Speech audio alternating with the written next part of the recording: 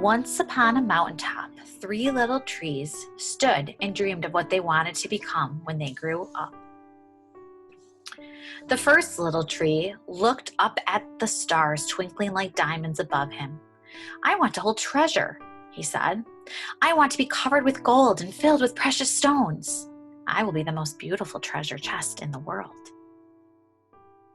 The second little tree looked out at the small stream trickling by on its way to the ocean.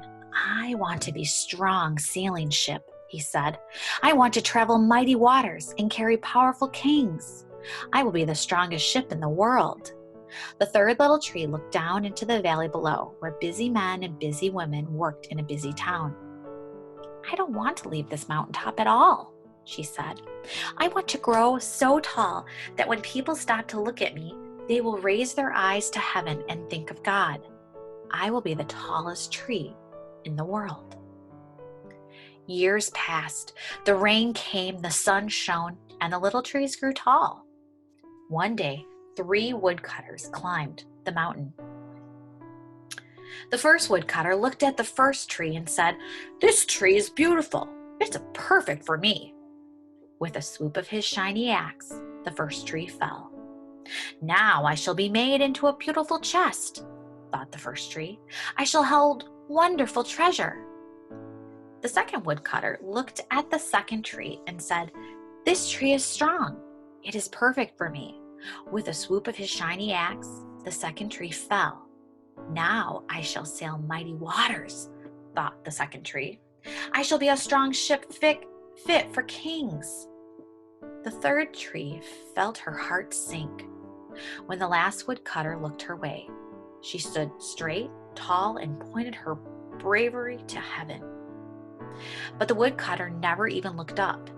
"Any kind of tree will do for me," he muttered. With a swoop of his shiny axe, the third tree fell.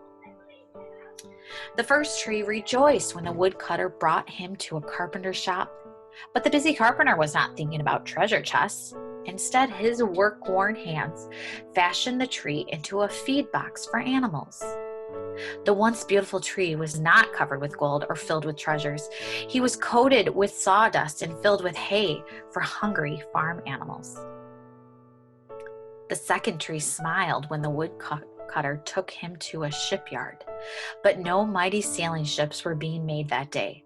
Instead, the once strong tree was hammered and sawed into a simple fishing boat. Too small and too weak to sail an ocean or even a river, he was taken to a little lake. Every day he brought in loads of dead, smelly fish. The third tree was confused. When the woodcutter cut her into strong beams and left her in a lumber yard, what happened? The once tall tree wondered. All I ever wanted to do was stay on the mountaintop and point to God. Many, many days and nights passed. The three trees nearly forgot their dreams. But one night, golden starlight poured over the first tree as a young woman placed her newborn baby in the feed box. "I wish I could make a cradle for him," her husband whispered. The mother squeezed his hand and smiled at the starlight shone on the smooth and sturdy wood. "This manger is perfect and beautiful," she said. And suddenly, the first tree knew he was holding the greatest treasure in the world. One evening, a tired traveler and his friends crowded into the old fishing boat. The traveler fell asleep as the second tree quietly sailed out into the lake. Soon, a thundering and thrashing storm arose. The little tree shuddered. He knew he did not have the strength to carry so many passengers safely through the wind and rain. The tired man awakened. He stood up, stretched out his hand, and said, "Peace." The storm stopped as quickly as it had begun, and suddenly the second tree knew he was carrying the King of heaven and earth. One Friday morning, the third tree was startled when her beams were yanked from the forgotten woodpile. She flinched as she was carried through an angry, jeering crowd. She shuddered when soldiers nailed a man's hands to her. She felt ugly and harsh and cruel.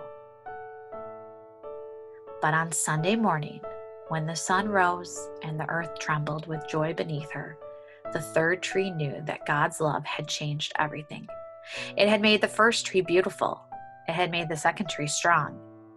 And every time people thought of the third tree, they would think of God. That was better than being the tallest tree in the world.